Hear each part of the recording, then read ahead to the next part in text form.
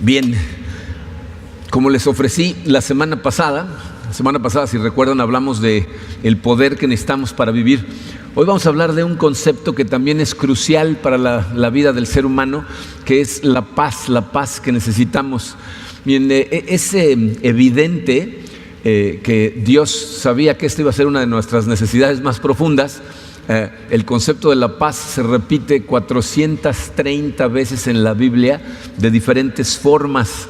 En el libro de Números en el Antiguo Testamento, Dios le da a través de Moisés a Aarón la instrucción de bendecir al pueblo de Israel con estas palabras que vemos ahí en Números 6, 24 al 27. Le dice que esto es lo que tiene que decir. Dice: el Señor te bendiga y te guarde, el Señor te mire con agrado y extienda su amor, el Señor te muestre su favor y te conceda la paz. Así invocarán mi nombre sobre los israelitas para que yo los bendiga. O sea, es evidente que la paz es un concepto de vital importancia, fíjense, para la vida en general.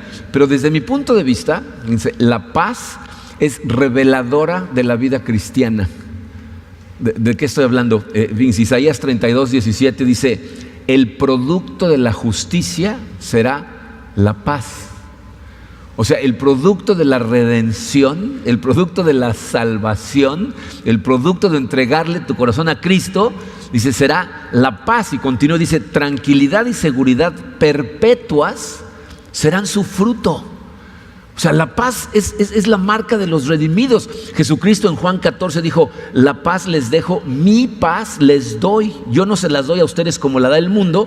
No se angustien ni se acobarden. Y más adelante en el capítulo 16 dice: yo les he dicho estas cosas, o sea, todo lo que Jesucristo nos enseñó, dice, les he dicho estas cosas para que en mí hallen paz. En este mundo afrontarán aflicciones, pero anímense, yo he vencido al mundo. ¿No? O sea, todas las personas que aparecen en la Biblia hablándonos de este concepto nos están mandando mensajes importantísimos. Fíjense, Pablo escribió 13 cartas en el Nuevo Testamento y en 12 de ellas empieza su carta dando la bendición diciendo gracia y paz, ¿no? Entonces, evidentemente, la paz tiene que ser un concepto importantísimo. Dios se refiere a Él como el producto de la justicia y Jesús mismo nos dijo que Él nos dejaba su paz. Entonces, si tú en este momento estás viviendo la vida y no sientes paz, deberías de preguntarte ¿por qué? ¿Cómo está pasando esto en mi vida? O sea, es preocupante que tantos miles de millones de cristianos en este mundo nos llamamos a nosotros seguidores de Cristo, pero no vivimos con la paz que nos fue prometida. Entonces nos debería de preocupar el saber por qué o cómo puedo obtener esa paz. Eso es precisamente lo que vamos a hablar el día de hoy. Vamos a hablar de la paz que necesitamos, de cómo obtenerla y otras cosas más que ahorita les voy a explicar. Primero, vamos a ponernos en manos de Dios y vamos a analizar este asunto de la paz. Señor, te damos gracias, Padre, por el amor que nos mostraste en tu Hijo Jesucristo, Señor. Eso es algo totalmente incomprensible para nosotros, el intercambio que hiciste, tu vida por la nuestra. Pero te agradecemos, Padre, porque compraste vida para cada uno de nosotros. Y lo que más queremos, Señor, es vivirla como tú la diseñaste para ser vivida. Y sabemos que por eso nos dejaste tu paz. Y muchos de nosotros, Señor, constantemente estamos fuera de ella, no la experimentamos. Te pido, Señor, que tengas misericordia el día de hoy de todos nosotros y nos ayudes a entender de dónde viene esa paz, Padre. ¿Cómo es que podemos tener acceso a esa paz que tú nos prometes?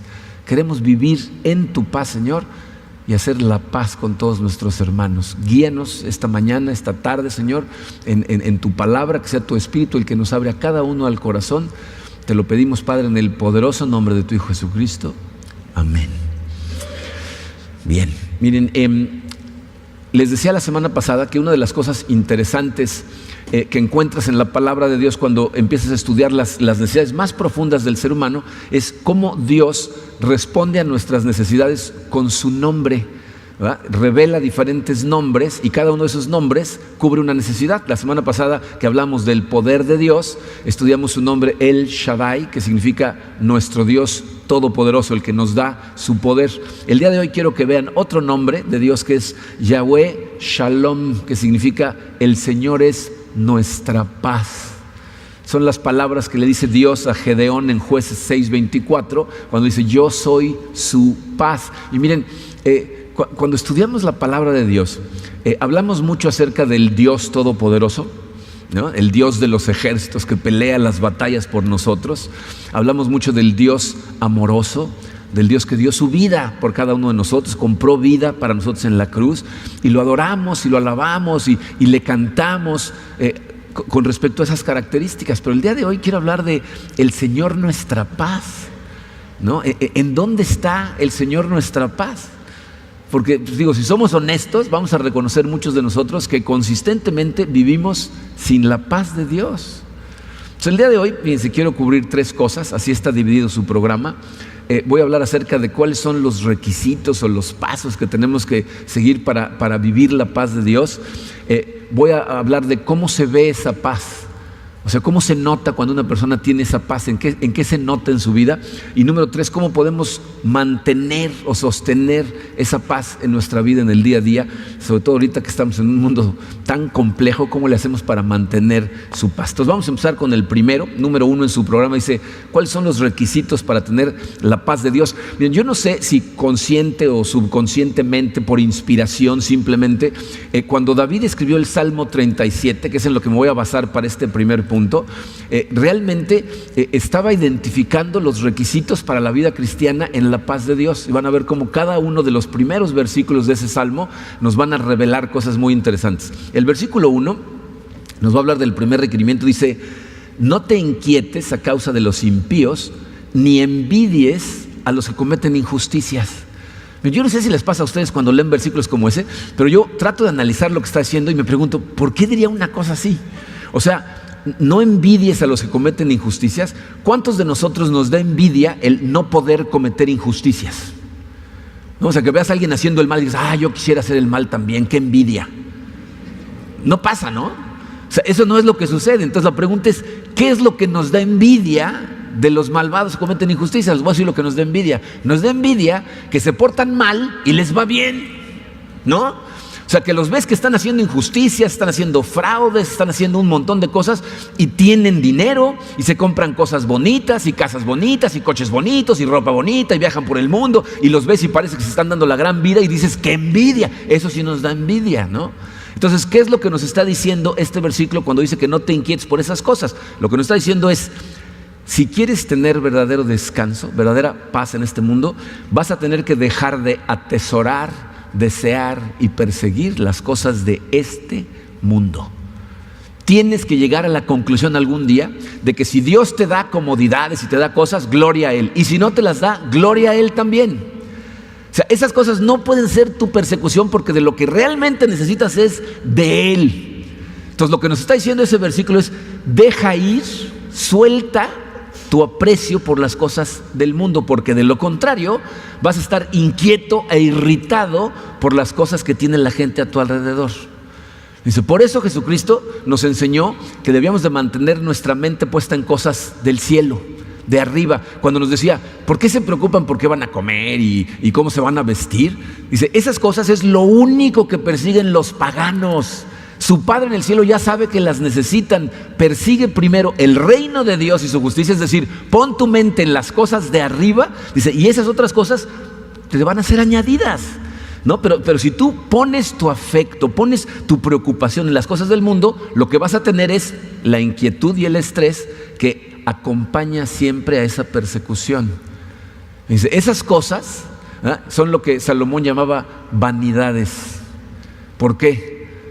Porque son una pérdida de tiempo. Fíjense cómo continúa el versículo 2, dice: porque pronto se marchitan como la hierba, pronto se secan como el verdor del pasto. O sea, todas las cosas de este mundo, ¿verdad? Y la gente que se la vive persiguiéndolas, dice: se van a marchitar, van a desaparecer, se van a evaporar. ¿Por qué? Porque son temporales. Miren, cada vez que por alguna razón me ha tocado ir a un deshuesadero de autos, cuando andamos buscando alguna parte para el coche, o también cuando veo coches que en su momento fueron así de gran lujo, pero que ya tienen 20 años de que alguien los está manejando y se están destartalando en el camino. Cada vez que veo esas cosas, pienso: esto un día fue la envidia de alguien, un día fue el orgullo de alguien, ¿no? O sea, ves esos coches ya todos viejos y cuando salió de la agencia todo el mundo dijo, wow, ¿no? Pero tienes que pensar esto, todos los coches terminan en el deshuesadero, ¿no? Entonces, eso es lo que nos está tratando de decir aquí. Todas las cosas del mundo van a terminar en el deshuesadero del universo, ¿no? Entonces, el primer paso a la verdadera paz que viene de Dios, dice la letra A, deja de aferrarte a las cosas del mundo. Deja de poner tu corazón en las cosas del mundo. Y miren, no quiero confundirnos con ninguno de los temas que vamos a ver el día de hoy. Lo que no está diciendo es que para tener paz necesitas no tener nada, ¿no? Necesitas hacer un voto de pobreza, dejar todas las cosas y vivir a la intemperie aquí afuera en el terreno de la iglesia. Eso no es lo que está diciendo, ¿okay? Si tú lees la Biblia y estudias el Antiguo Testamento, vas a ver cómo muchos de los grandes hombres de fe fueron bendecidos increíblemente con riquezas materiales que utilizaban para la gloria de Dios, pero eran bendecidos con cosas materiales. Entonces, lo que nos está diciendo es esto, fíjate, mantén el agarre de tu mano en las cosas del mundo de forma tan suave, que estén de forma tan ligera en tu mano, que si Dios te las quita, ni cuenta te des si no las extrañes. O sea, si Dios te da, qué bendición, qué maravilla, pero no te aferres, que no empiece a convertirte tu identidad en esas cosas, porque si Dios te las quita, o si las deseas y nunca las alcanzas, todo el tiempo vas a estar angustiado. O sea, yo tenía una amiga que decía, no agarres las cosas del mundo muy duro, porque cuando Dios te las quiera quitar, te va a tener que romper los dedos, ¿no? Yo te digo, al revés, tenla tan suelta que ni los extrañes, que ni te des cuenta que te los quitaron. Deberíamos estar, miren, llenos de gozo en saber lo que Cristo hizo por nosotros, en saber lo que tenemos asegurado para la otra vida. Eso nos debe llenar de gozo a tal grado que las cosas de este mundo no nos estén distrayendo, porque esas cosas que la gente del mundo le parecen tan importantes para ti, para mí, no deberían de tener importancia real. O sea, no debes de poner tu afecto en estas cosas, porque esa es la causa de muchísima inquietud e irritación. Cuando tienes tu afecto en estas cosas del mundo, deberías de tener tu afecto puesto totalmente en Cristo, porque de Él sí no podemos prescindir. Eso sí no lo podemos perder, ¿ok? Entonces, deja ir tu aprecio por las cosas del mundo. El segundo lo vemos en el versículo 3, el principio, dice, confía en el Señor, ¿no? O sea, nos está diciendo, no te inquietes por las cosas del mundo y confía en el Señor. Miren, esta es una pregunta que en algún momento vas a tener que hacerte viéndote al espejo. ¿De verdad crees en las promesas de Dios? O sea, cuando Dios te dice, con amor eterno te he amado, desde antes de que existieras yo ya te amaba, ¿crees? ¿Lo crees verdaderamente? Cuando te dice, mandé a mi hijo unigénito para morir por ti, para comprar tu vida, para adoptarte, y hoy eres miembro de mi familia, eres mi hijo, ¿lo crees?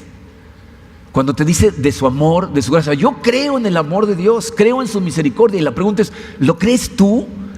¿Verdaderamente tienes la convicción? Entonces lo que nos está diciendo aquí David es, entonces confía en eso, confía en sus promesas, confía en el hecho de que ya pagó por tus pecados Jesucristo, que ya te impartió su justicia. Fíjate, si confías en su resurrección, significa que sabes que porque Él vive, tú también vas a vivir eternamente. ¿Confías en esas cosas? Dice, todas las cosas que Jesucristo hizo frente a sus discípulos y que Dios se aseguró de que estuvieran en la palabra escritas, las puso ahí para que tú y yo pudiéramos creer y confiar. Y yo sé que estas cosas nos cuestan más trabajo cuando las cosas se ponen más complicadas, pero es precisamente, fíjense, cuando es más oscura la noche, cuando se perfecciona nuestra fe en la confianza que ponemos en Dios. Entonces lo que nos está diciendo David, la letra B en su programa es, si quieres paz, necesitas descansar totalmente en sus promesas. Miren, estas cosas, la verdad es que son conceptos que hasta que no los experimentas de forma personal, no te das cuenta cómo funcionan. Yo les puedo decir por experiencia propia que es una sensación extraña y maravillosa cuando de repente, a lo mejor a medianoche o en algún momento del día que estás pensando en todas tus preocupaciones, lo que yo hago es, primero trato de aquietar mi cuerpo. Y utilizo una técnica que leí una vez en un libro de meditación cristiana, en que decía, normalmente nuestra vida es una tormenta, ¿no? O sea, cuando estás preocupado. Entonces imagínate que estás en un mar, que está en una tormenta, y empieza a ver cómo esa tormenta se empieza a calmar y se empieza a calmar hasta que el mar está totalmente como un espejo. Y en ese momento estás tranquilo. Luego pones tu mente en Dios para que aquiete a tu espíritu. Y cuando estás totalmente en esa quietud, tomas todas esas cosas que te están inquietando, se las entregas a Él y dices, confío en ti, ten. Y si eres como yo, te voy a decir lo que va a pasar. Después de decir, confío en ti, vas a empezar a pensar, pero yo tengo que hacer esto, y mañana tengo que hablar a tal, y de dónde voy a sacar esto otro, ¿no? O sea, regresas a ti. Entonces, se las tienes que devolver otra vez. Y decirle, no, confío en ti, ten. Y sigues haciendo eso hasta que de repente llega una extraña y maravillosa sensación de paz en el momento que se las entregas. Porque estás confiando en que Él va a actuar, en que Él va a hacer. Entonces, tienes que descansar literalmente en sus promesas. Confía en Él. Luego, fíjense, en el versículo 4 nos dice otra cosa muy interesante. Dice, deleítate en el Señor. ¿Cómo hace uno eso? ¿Cómo te deleitas en el Señor? ¿Sabes cómo? Fíjate, piensa en lo bueno que ha sido Dios contigo, en todo lo que tienes que agradecer. Dice, muchísima de nuestra inquietud, de nuestra agitación, ¿saben de dónde viene? En lugar de estar concentrados en todas nuestras bendiciones, estamos concentrados en todas nuestras decepciones, nuestras desilusiones, nuestras frustraciones, nuestros fracasos. Es algo que hacemos todos, O sea, algo que te está frustrando, que te está molestando en la vida, y te la pasas pasándotela como una película en la cabeza una y otra vez. Si quieres tener paz, dice la letra C, cuenta diariamente tus bendiciones. Tienes que contar, enumerar diariamente tus bendiciones. Miren, este viaje que hicimos hace unas semanas a Estados Unidos, Karina y yo, tuve una conversación con mi hijo Marco que verdaderamente no saben cómo me levantó el espíritu. Como muchos de ustedes saben, mis 2 hijos varones perdieron la vista el año pasado, se quedaron ciegos. Alex vive con nosotros aquí en Cancún, entonces lo tenemos cerca, pero Marco vive en San Francisco, vive solo en un departamento, y sobre todo a mediados del año pasado me preocupaba mucho porque su estado de ánimo estaba muy por los suelos, ¿no? Hablaba yo con él y nos preocupábamos, y lo he escuchado que ha ido cambiando. Imagínense, pues pasa horas escuchando conferencias, leyendo libros, o sea, en audio, ¿no? Y entonces ahora que fuimos, pasé 2 días con él. Y pasar 2 días con Marco significa horas de conversaciones, ¿no? Porque es lo que hacemos, hablar, nada más. Y entonces pues yo empecé a medio tantearlo para ver cómo estaba su estado de ánimo, y él, que es muy inteligente, rápidamente se dio cuenta de lo que estaba haciendo, ¿no? Y entonces en un momento me paró la plática y me dijo, papi, me dice, no te equivoques. Yo soy perfectamente consciente del hermoso regalo que es la vida, con o sin la vista. Tranquilo, me dijo, yo disfruto profundamente de todo lo que Dios me permite disfrutar, ¿no? Entonces, fíjense, me impactó mucho, porque es curioso cómo muchas veces la gente tiene que llegar hasta ese extremo para darse cuenta de bendiciones que tiene. Esta semana mi hermana Linda nos mandó a todos en la familia un video que era una parte de una conferencia, no sé ni de qué era la conferencia, pero hablaba la señora de cómo le había pedido como tarea a un ciego que trajera una lista de todas las cosas por las que estaba agradecido. Y cuando regresó pensó que no había hecho su tarea porque venía con un portafolio, y de pronto el individuo abre el portafolio y empieza a sacar cuadernos, y todos los cuadernos están llenos, línea por línea, de todas sus bendiciones, y cuando las empieza a leer se sorprende porque el individuo dice, hoy sentí el calor del sol en mi piel, hoy olí unas flores, escuché unas risas, hoy sentí, o sea, línea tras línea tras línea. ¿Será que disfrutamos de tantas cosas que Dios nos deja disfrutar tanto que ya no las notamos? O sea, que ya no estamos agradecidos porque ni siquiera nos damos cuenta de lo que pasa. Si no es la razón por la que nuestra juventud en nuestros días no solo no agradece, sino que demanda y exige, porque no estamos acostumbrados a estar agradecidos por las cosas más simples. Fíjate, si quieres tener verdadera paz, tienes que ser todos los días consciente primero de lo que se llama la gracia común. ¿Saben lo que es eso? La gracia común es todas las cosas que Dios nos permite disfrutar, creas en Él o no. Esa es la gracia común. Caminas sobre su planeta, respiras su oxígeno, disfrutas del calor de su sol, comes de su comida. Eso es gracia común para todos. Pero nosotros, creyentes, deberíamos de disfrutar profundamente de lo que se llama la gracia especial. Es decir, lo que Cristo hizo en la cruz por ti, que te da vida eterna. Y deberíamos estar agradecidos por todas estas cosas todo el tiempo, y entonces te vas a deleitar en el Señor y vas a tener paz. La cuarta, al principio del versículo 5, dice: encomienda al Señor tu camino. Este es un versículo muy conocido, pero quiero que piensen en esa primera frase. Fíjense, yo me doy cuenta que mucha gente tiene una confusión acerca de lo que significa encomendarle al Señor tu camino. O sea, la gente piensa que encomendarle a Dios nuestro camino es decirle: Señor, voy a poner esto en tus manos, para que tengamos éxito. No te lo paso, para que suceda maravillosamente. Lo que estás diciendo ahí es: te voy a pasar lo que yo quiero hacer a tus manos para que suceda lo que yo quiero, para que resulte como yo quiero que resulte. Eso no significa encomendarnos al Señor. Encomendarnos al Señor significa decirle: Señor, voy a hacer las cosas que tú quieres, de la manera en que tú quieres que las hagas, que quieres que yo la haga, y el resultado que salga lo voy a aceptar como lo que tú quieres que suceda para mi vida, y está bien. O sea, lo que venga, no, voy a recibir lo que resulte de lo que tú me pidas que haga, lo voy a recibir como viniendo de ti. Dice, en otras palabras, la letra D en tu programa dice: tienes que aprender a aceptar la voluntad de Dios en tu vida. O sea, darle tu camino, pero aceptar lo que Él decida que va a suceder. Miren, la aceptación de las cosas, especialmente cuando son particularmente difíciles o dolorosas, es algo que nos cuesta muchísimo trabajo llegar a entender como la voluntad de Dios. De hecho, miren, en la Biblia hay ejemplos de cosas que nos pone Dios, que para mí, cuando las leí las primeras veces, eran imposibles de comprender. Hay una instancia en 2 de Samuel 12. No tienen esto en su programa, si quieren apúntenlo y luego lean el pasaje, es muy interesante, de algo que le sucede al rey David. Fíjense, en 2 de Samuel 12 nos cuentan cómo, si ustedes recuerdan, David se mete con una mujer casada, Betsabé, luego se las ingenia para que en la guerra maten a su marido, y se queda con ella y tiene un bebé con esa mujer al que Dios permite que se enferme gravemente.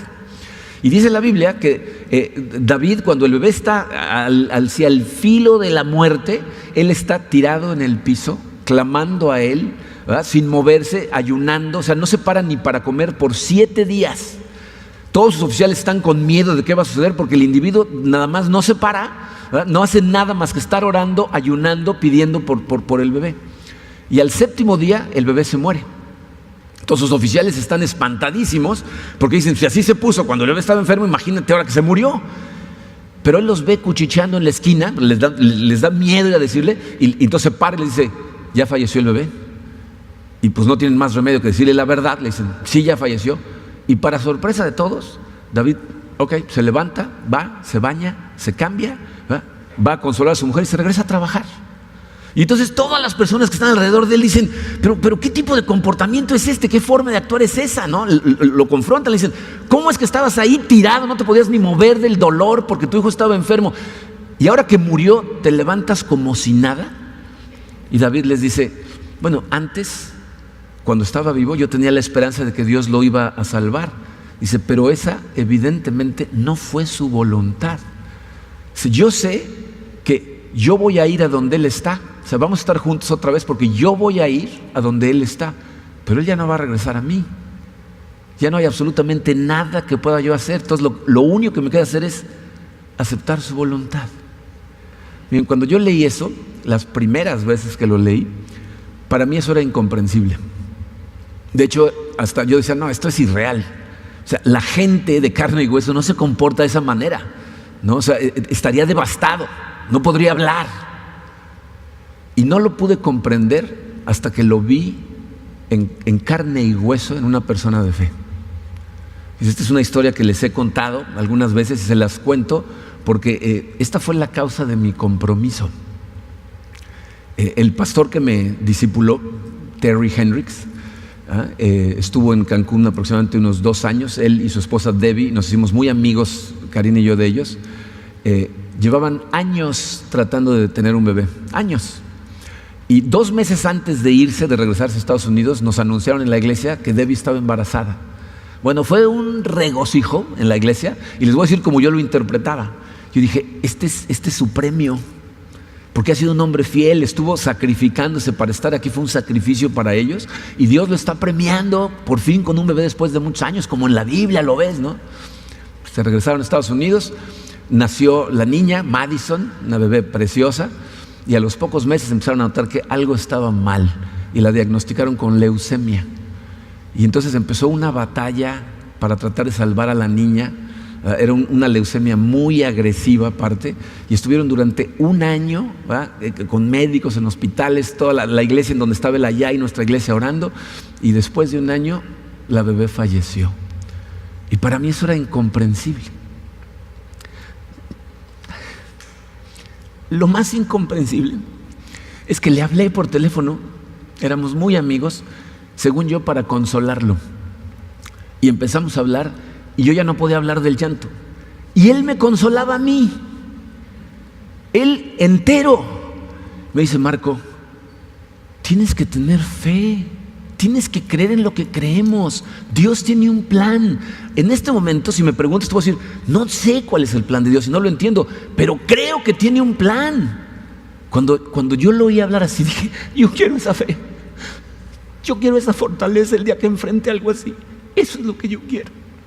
Y entonces entendí lo que significa un hombre de fe que acepta la voluntad de Dios.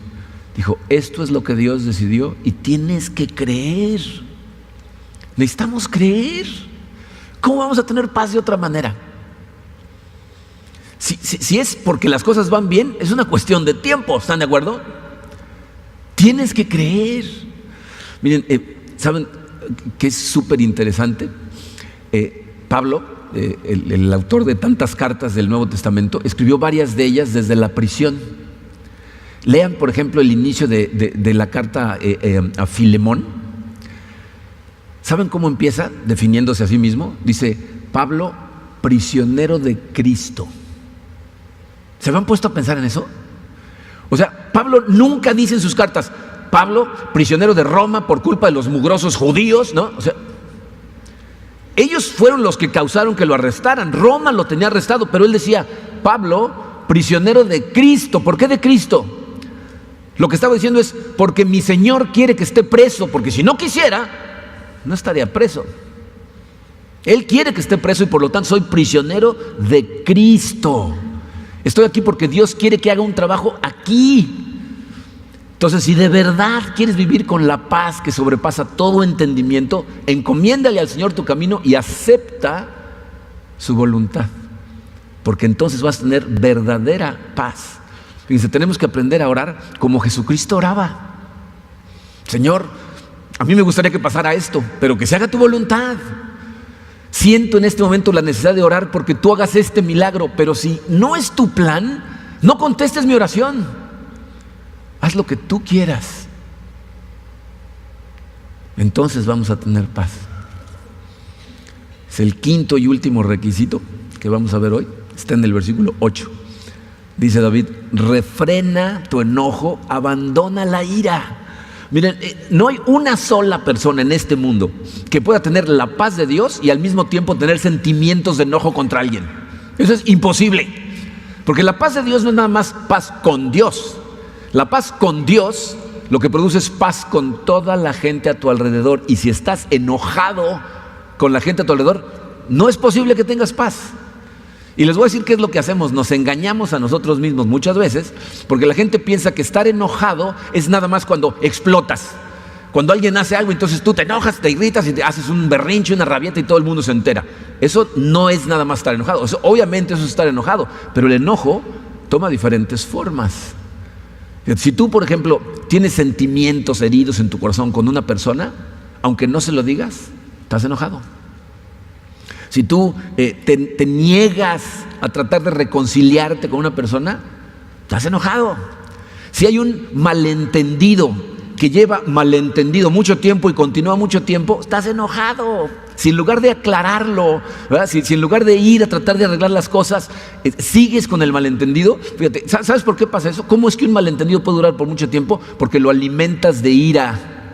Lo estás alimentando en tu mente, y porque me hizo esto, y me lo voy a pedir una disculpa, vamos a hablar, no, o sea, tú mismo lo estás alimentando. Si te rehusas a hablar con una persona, a interactuar con alguien, si tienes envidias, si tienes celos, si tienes, fíjate, autocompasión, la gente que piensa todo el tiempo, es que todos están contra mí, todo mundo me hace estas cosas, estás enojado.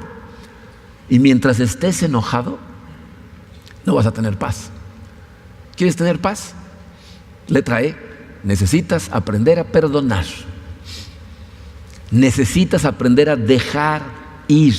Y esto no es algo que haces por ellos, es algo que haces porque Dios dice que lo tenemos que hacer y aparte es fuente de paz. Cuando perdonas a la gente, cuando dejas ir, fíjate, ese dolor que sientes es el dolor que te estás causando tú solo al no perdonar. ¿Cómo vas a tener paz? Necesitas perdonar. La única manera, refrenar el enojo, abandonar la ira. Entonces, si hacemos esas cosas, vamos a tener paz. Y te voy a decir cómo se ve en la vida de la gente, que es una maravilla. El número 2 dice, ¿cuáles son las señales en alguien que tiene paz? Esto, fíjense, es evidente que es el producto de alguien que hace todas estas cosas. Te voy a decir cómo se ve. Letra A, son personas que tienen fuertes convicciones. Son gentes que no se mueven en su fe, en sus creencias. Pablo decía, yo sé en quién he creído. Tengo toda mi confianza en Jesucristo. Él no me va a defraudar, estoy convencido. El apóstol Juan decía, estoy convencido que hemos pasado de la muerte a la vida, porque yo estoy convencido, lo vi y estoy convencido. Y para eso lo escribió, para que tú veas lo que él vio y estés convencido. Una firme creencia en Cristo y en el trabajo que hizo en la cruz por nosotros es esencial para la paz. ¿Por qué? Porque una persona que es como una veleta, o sea que es débil en sus creencias, cada día cree algo diferente, ¿no? Dependiendo de la gente con la que está, se comporta de una manera o de otra, tiene un conflicto interno en su cabeza entre las cosas que cree o que quiere creer pero que no cree y luego cree otra cosa. ¿Cuál paz? La paz proviene de estar verdaderamente anclados en Cristo. Cuando tú estás anclado en Cristo, o sea, cuando no hay ni siquiera la menor duda de quién es tu Salvador, eso se nota, se ve, tu manera de hablar, ¿no? Lo dices con seguridad, ¿no? Me estaba contando mi hermana Gabriela que fue una reunión de amigas del club de tenis al que íbamos cuando éramos adolescentes y que había varias, ¿no? Y de repente una dice, estaban hablando de otra cosa, ¿no? O sea, había varias conversaciones y una dice, ¿cuál fue la familia esa a la que agarraron los cristianos? ¿No? Y Gabriel dijo, yo, nosotros, mi familia. Y la otra casi se mete abajo de la mesa, pero dijo, y dice que 2 o 3 acercaron y decirle, ay, a ver, cuéntanos, ¿qué pasó? ¿Cómo es? O sea, con seguridad, yo. Si en ese momento me metes abajo de la mesa, ¿cuál paz? Convicciones firmes. Miren, con toda la incertidumbre que hay en nuestra época, ¿sabes qué necesitamos? Islas de certeza, ancla. Y la única verdadera, la que no se mueve, es Cristo. Convicciones. Otra cosa es contentamiento. La letra B, la gente que tiene paz en su corazón es gente que está contenta con las circunstancias que tiene, las que sean. La semana pasada hablamos de Filipenses 4:13, no, todo lo puedo en Cristo que me fortalece. Lean lo que dice Pablo antes. Dice, he aprendido a contentarme cualquiera que sea la circunstancia, estar contento, ¿no? O sea, él estaba contento, no importa qué pasara. Lean el libro de Hechos de los Apóstoles. Por eso con Pablo no podían sus enemigos. Te vamos a arrestar, perfecto, voy a convertir a todos los prisioneros y a los guardias también. Te vamos a soltar, muy bien, voy a vivir para Cristo. Te vamos a matar, morir es Cristo. ¿Qué le haces? No, lo que venga, ¿no? O sea, sí, tengo mis convicciones claras y estoy contento con lo que sea. Ahora, fíjense, ¿qué estoy diciendo? Que los cristianos, porque estamos contentos con lo que sea, nunca intentamos tener un mejor estándar de vida. Para nada. ¿No? Somos descuidados con los recursos que Dios nos da, arriesgamos la vida sin sentido en lo más mínimo, disfrutamos de cada cosa que Dios nos da y si Dios nos lo permite, pues hacemos más. Pero te voy a decir lo que no hacemos. No estamos todo el tiempo añorando llegar al siguiente nivel de comodidad. Ese es el problema, ¿no? Qué bueno que estés tratando de darle un buen nivel de vida a tu familia, ¿no? Está bien. Pero si todo el tiempo te la pasas poniendo tu mente en el siguiente nivel, y en el siguiente nivel, y en el siguiente nivel, ya se convirtió en tu Dios. Y nada te va a satisfacer, ¿eh? Siempre va a haber alguien con más dinero que tú, con mejores cosas que tú, con puestos más altos que el tuyo. Fíjate, la ambición por las cosas del mundo destruye la paz. La ambición por las cosas del mundo destruye totalmente la paz. Salmo 16:5 dice el salmista: tú, Señor, eres mi porción y mi copa. Eres tú quien ha afirmado mi suerte. ¿Saben lo que significa eso? Mi porción es como definían la parte que le tocaba a una persona de su herencia. Entonces ahí él está diciendo: mi parte, mi herencia, eres tú. Y dice: tú eres el que ha determinado cómo me va a ir. Dice: tú has afirmado mi suerte. Tú eres mi herencia y lo que me toque viene de ti. Venga. Contentamiento, estar contento con lo que tienes. Letra C, seguridad.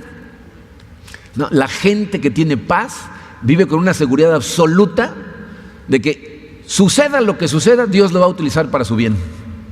Con esa certeza, con esa seguridad, tengo la absoluta certeza de que Dios lo que haga, aunque no me guste, va a ser para mi bien. ¿Se acuerdan de Sadrach, Mesach y Abednego? ¿Se acuerdan de esos tres? Tres judíos que estaban en Babilonia, que los amenazan con echarlos a un horno en llamas si no adoran a la estatua del rey. ¿Se acuerdan la respuesta? Fíjense, el rey le dice: ¿tú crees que tu Dios te va a salvar? Y lo que le contestan es: yo creo que mi Dios me puede salvar, pero aunque no me salve, yo no me voy a retratar, nada más lo voy a adorar a Él. Esa es la seguridad con la que nosotros vivimos cuando realmente tenemos la paz que viene de Dios. Ahora, si tú eres una persona convencida, contenta y segura que tiene paz, ¿cómo mantienes eso en este mundo tan complicado? Estas también deberían ser evidentes, pero vamos a verlas rápido. Es el número 3, dice: ¿cómo podemos sostener esa paz? Fíjate, para sostener la paz tienes que descansar totalmente en 3 cosas. Letra A, dice: descansando en la cruz de Cristo. Tienes que descansar en su cruz. Tienes que descansar en el hecho de que Jesucristo ya hizo todo lo que tenía que hacer para que tú estés bien. Todo. Dice: gracias a la cruz de Cristo tu pasado está perdonado, tu presente fortalecido y tu futuro asegurado. Todo. Entonces, si tú descansas en que Jesús ya lo hizo, que tú no tienes que hacer nada más, no hay Jesús más nada. Jesús. Vivimos para su gloria y Él nos va transformando y vivimos de forma diferente, pero no para ganarnos nada. Ya tienes la vida eterna. Entonces, descansa en Jesús. Letra B, descansando en los atributos incambiables de Dios. Miren, de las cosas que yo creo que más inquietud nos causan a los seres humanos es que todo a nuestro alrededor cambia, ¿no? O sea, no hay situación que permanezca, ¿no? Llegas a un lugar a trabajar y la situación está bien padre y te gusta la empresa y empieza a cambiar. Y llega gente nueva y cambian de jefe y cambian de dueño, ¿no? En tu casa a lo mejor llega un momento y dices: ¡ay, todo está bien, nadie se mueva!, ¿no? Todos tranquilos todos, ¿no? Y al rato empieza a haber cambios, los niños crecen, maduran, toman un camino o el otro, ¿no? Nos casamos con nuestra pareja enamorados y cambia, ¿no? O sea, todos vamos cambiando. Si somos inteligentes cambiamos juntos, si no somos inteligentes cambiamos separados, pero todo cambia. Entonces, ¿cuál es la única forma de verdaderamente mantener tu paz? Estar anclado a algo que no cambia. Dios no cambia, su amor no cambia, su gracia no cambia, su paz no cambia. Descansa en Él, descansa en Dios. Y por último, descansando en la palabra de Dios. Miren, para mí de veras un acertijo el tratar de entender por qué gente que sabe estas cosas no está conectado con su Biblia todo el tiempo. La Biblia es la fuente de consuelo, es nuestra dirección. O sea, en la Biblia puedes encontrar una fortaleza y una paz que en ningún otro lado vas a encontrar, porque son los que te dirigen al carácter de Dios y a la cruz de Cristo. La Biblia. Creo que, miren, la razón por la que nos falta tanta paz nos la pinta una imagen que describe el libro de Génesis. En Génesis capítulo 8 vemos a Noé en el arca cuando termina el diluvio.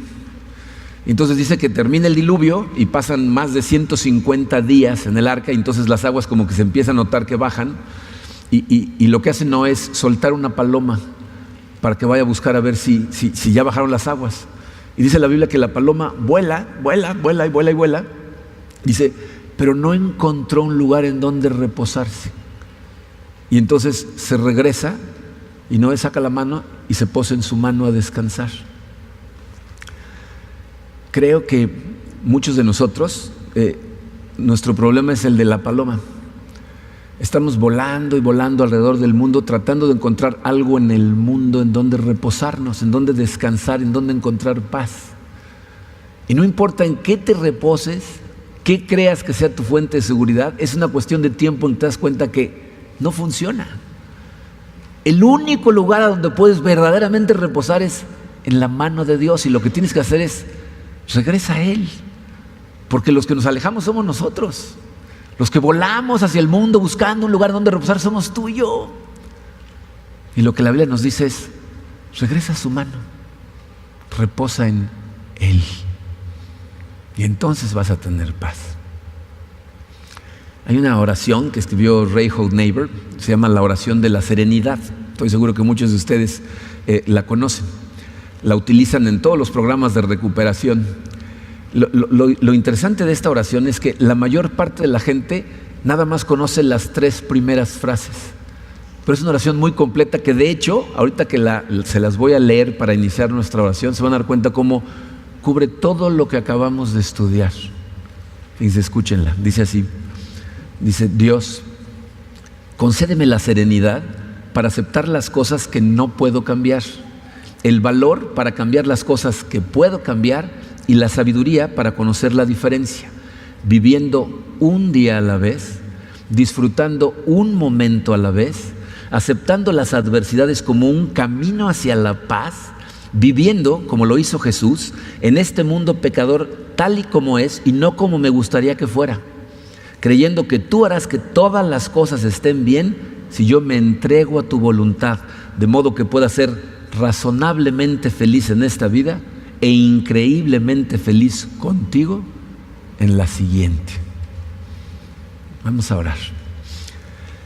Padre, sé, Señor, que habemos muchas personas en esta sala que necesitamos urgentemente de tu paz, de la paz que tu Hijo Jesucristo nos dejó, no como la que nos ofrece el mundo, sino la que proviene de un Dios incambiable, lleno de amor, lleno de poder, que pone a la disposición de sus hijos.